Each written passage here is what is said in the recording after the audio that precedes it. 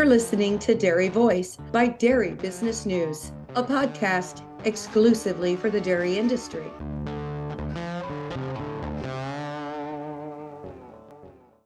One of our sponsors of the Dairy Voice podcast is National DHIA. NDHIA ensures information accuracy and represents their members' interests. They are the direct voice for the dairy information industry. To find out more, go to dhia.org.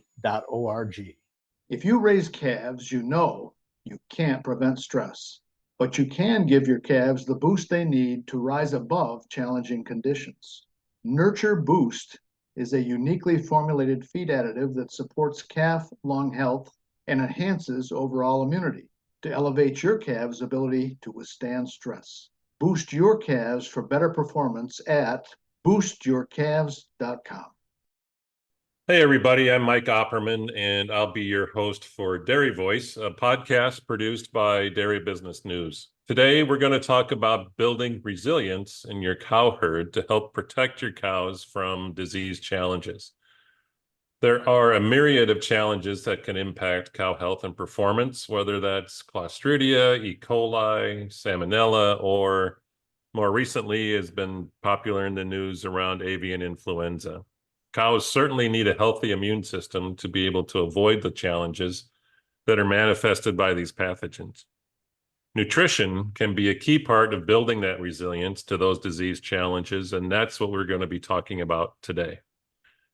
Joining us today is our guest, Dr. Joel Pankowski, who is Senior Manager of Dairy Technical Services with Arm and Hammer Animal and Food Production. So let's kick it off. So Joel, when we're talking about building resiliency in the herd, what does that mean? And for producers, where do they start? What does it mean? Well, what we want to do is these animals are designed to be kind of like elite athletes. And so we've got to treat them that way. We've got to remove as many barriers or impediments to productivity as we can in order to make the best profitable case for the dairyman. So essentially, we're looking to do all the things that dairymen have been doing for years.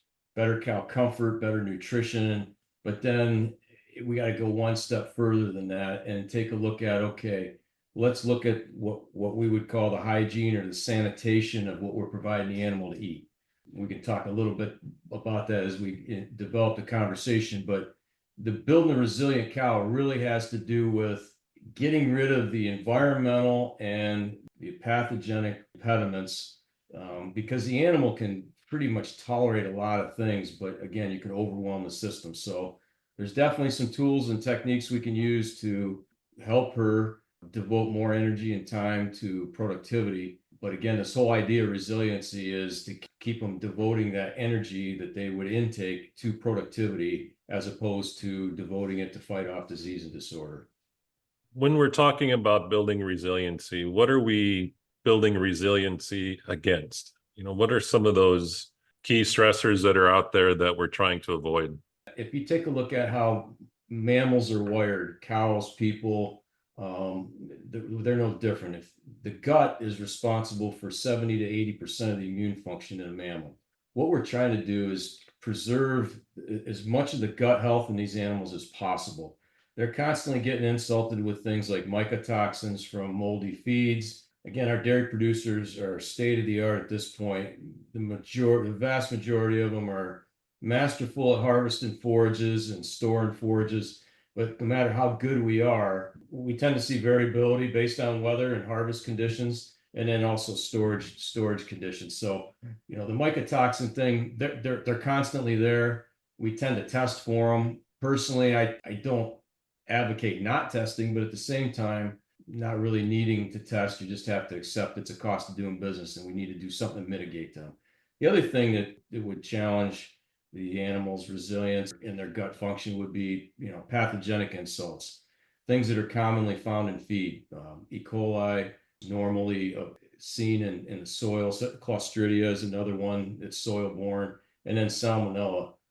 Those are the three big ones. The animal can tolerate low levels of those, but as you combine things, there's synergistic effects, and the more insults you have, the worse it is. So the whole goal is to do things to minimize those opportunities for insults, and at the same time take action through the diet to encourage a better gut health scenario. What does life on the cutting edge mean to alfalfa grower Dan Sheps?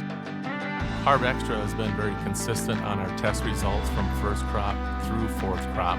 The higher quality has allowed us to feed less byproducts and feed more alfalfa haylage in our diet. And cows are able to have a higher intake with a higher quality forage. Hear more of Dan's story at harvextra.com. When we talk about gut health, I remember back in the day, we used to just talk about, well, it's the rumen function. Gut health is a lot more than just the rumen, right? Back when I started my career over 30 years ago, we said something about gut health that was always focused on rate of passage, things like are the animals acidotic. It's a lot more detailed than that. Essentially, what we're talking about now is, getting right down to the nitty gritty and the fine detail of, do we have good tight junction integrity in the hind gut? If you picture the animal's gut as a tube, are there perforated holes in that tube where there's a situation where pathogens that are naturally present in the gut or naturally present in the feed can leak in to the body of the animal and cause a systemic insult? That we need to do things to shore up that gut wall, because those insults are there constantly. I mentioned mycotoxins earlier, Mike. A great example would be if you take a look at the effect of any one mycotoxin on the animal's gut. The data would show that it is actually much easier for the animal to tolerate a high level of a single mycotoxin than it is to tolerate a very low level of multiple mycotoxins, 2, 3, or 4. So these synergistic, kind of multiplicative synergistic interactions between those that cause issues. Going back to pathogens again, in the intro, we talked real briefly about this bovine avian influenza. Is that just another pathogen that we added to the list to be concerned about and be aware of, or where does that stand? I think we're kind of stuck with the scenario at this point. There's a lot of speculation. I won't speculate on things, but I'll just stick in fact. If you go back to the late 90s, early 2000s, the focus was foot and mouth disease, and there was a high focus in the dairy industry on biosecurity measures. We got through that with no issues, but at the time it was wash in, wash out, clean boots, signs on the farm, appointments only, all that good stuff. We've gotten way far away from that. I actually manage the dairy technical service group at Arm and Hammer, but I'm also responsible for a monogastric technical group too, so poultry and swine. I can tell you that on the dairy side, I won't say we're lax, but we were playing with house money for a long time. So the avian flu thing, while it's a bad thing that we got to deal with on that side of the ledger, it kind of elevated the need for better biosecurity on these dairies on the other side of the ledger. How does that relate to the resilient cow? Well, I can tell you for certainty, there isn't anything you can feed a cow that's going to cure or prevent avian influenza. However, we talked about gut health, and we talked about things you can do to shore up the gut.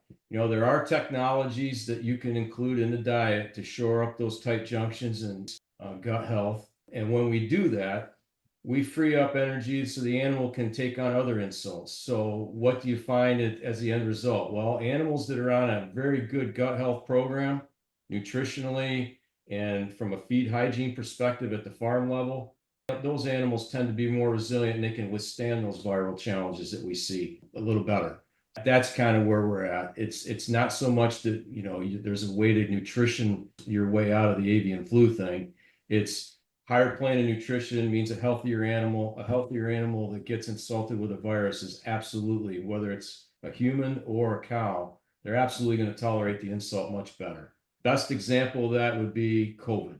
COVID in humans. We heard a lot about the compromised folks respiratorily, but in reality, the biggest population of compromised folks were the ones that were gut compromised. For instance, folks with Crohn's disease. Those people didn't tolerate a COVID insult as well as someone that didn't have anything wrong with their gut health. Following that gut health line, talk a little bit about some of the work that you guys have done with your bacilluses and with your refined functional carbohydrates that can, lead to better gut health. The two areas of emphasis right now, and you're seeing a lot of research being done by a lot of folks, but Arm and Hammer's kind of led the way in both categories. The first, as you mentioned, would be what we call bacillus technology or probiotics. And then if you look at the prebiotic side of the business, that would be our refined functional carbohydrates. So if we look at the bacillus technology, what we're doing there is we're actually going out and surveying farms and geographies and getting an idea of what the microbe population looks like. We then would be able to customize a blend of bacillus strains that's in our proprietary library that are very effective at mitigating whatever pathogens we find in the environment. Multiple strains of Clostridia, Salmonella, E. coli, for instance. So we can mix and match and target and come up with a customizable solution. What does that look like? Well, in the continental 48, we have 9 distinct regions that we've been able to define. And each one of those regions, a specific blend of bacillus would be targeted to help the animal deal with the just natural occurring environmental microbes. That's the microbial side of our business, as we call it. On the other side, the tools that are available to producers would fall under what we call refined functional carbohydrates. Those would be products that are generated from the yeast cell wall, proprietary manufacturing process that uses enzymes to strip the cell wall apart step by step and allows us to harvest the moss, the D-mannose, and the beta-glucans out of that. And that allows us to design custom products also. So we have a specific product that would provide a full dose of yeast culture and pathogen mitigation through what we call agglutination. The moss acts as a decoy to the bugs. They think they're adhering to the gut wall. They're actually adhering to the moss. Another opportunity along that line with the refined carbohydrate side of the business is we have a product that's targeted at mycotoxin mitigation. The product would go into the diet, and it contains 2 components, our refined functional carbohydrates, and it also contains a very highly refined source of bentonite. Very small particle size with a very high smectite percentage so that we know it's highly bioactive and we don't have to feed huge amounts like we do with just a generic off-the-shelf clay type intervention. Those are 3 things that are available to dairy producers that are absolutely research proven, published research, Journal of Dairy Science. You can take a look at the numbers and it will not only improve gut integrity from a protection standpoint, but from a prevention standpoint through competitive inhibition as the mode of action on our bacillus side and agglutination of bugs on the refined functional carbohydrate side. We can go at these pathogens 2 different ways. That's really exciting technology, and great that Arm & Hammer has kind of taken a leadership role in developing those. Earlier in our conversation, you touched briefly on feed hygiene, and I know we could do a whole 30-minute podcast on feed hygiene, but I think it's important to talk about that as regard to mitigating pathogen challenges and so forth. Can you just give us a highline picture of what producers need to think of when they think about feed hygiene, especially pretty wet year this year? So how can we control that? I mentioned all these great tools and interventions, but I said early on in the conversation, any tool or intervention can get overwhelmed. Okay, whether it's the cow or the tool itself.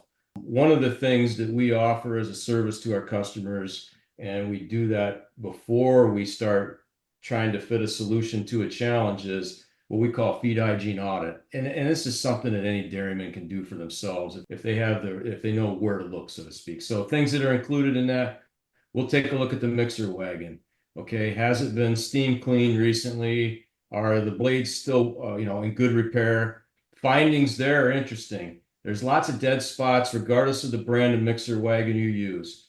If you think about it this way, from a dairy producer's perspective, the piece of equipment that gets used the most on the dairy obviously is the milking parlor. But the next biggest usage piece of equipment is the mixer wagon. So they've got to be in a good state of repair. And on average, they probably aren't in good state of repair in most cases. I mean, routine replacement of the blades, routine cleaning. The other thing we'll take a look at is we'll sample all of the on-farm forages and test them for pathogens and mycotoxins to get a picture of what we're dealing with. We take a look at any commodities that come in. General rule of thumb is the wetter the commodity, the higher the chance there is for contamination of pathogens or molds. However, I will say we've actually found lately some dry straw, for instance, is a huge risk factor in today's dairy world. Reasons for that are simple. Most of the folks now that are harvesting straw are not versed in dairy nutrition. It's not like the dairy farms doing their own stuff anymore. They're buying that in. And so if you're going to be a guy making money harvesting straw, or hey, what are you going to do? You're going to go for volume. And so you're going to cut low. Going to be a lot of ash and dust, and that allows for contamination of molds, mycotoxins, and pathogens. So that one was a new one for me over the last 18 months. You never would have thought that something so dry could carry that many contaminants. But so those are just some of the things we do to look at feed hygiene. Because again, the goal is to do this whole idea of do all the prevention you can up front, and then we'll invest in high-tech feed additives on the protection side to create that resilient cow. We call that approach PPR. So we want to prevent, we want to protect, and then we want to create resilience with the best tools available. You can build all the resilience in the cow, but if you don't protect the environment around her, that's you're kind of wasting your time, right? Exactly.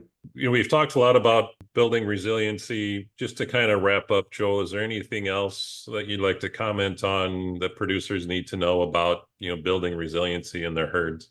One thing to consider, we oftentimes talk about ration costs or cost per cow per day when we look at some of the tools that are available to us. But if you really put a pencil to these tools and technologies, there is a good return on investment to them.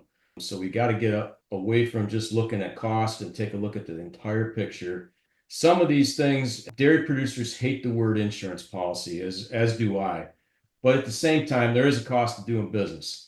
I can tell you that I've never sampled a feed or forage that's come back clean for mycotoxins.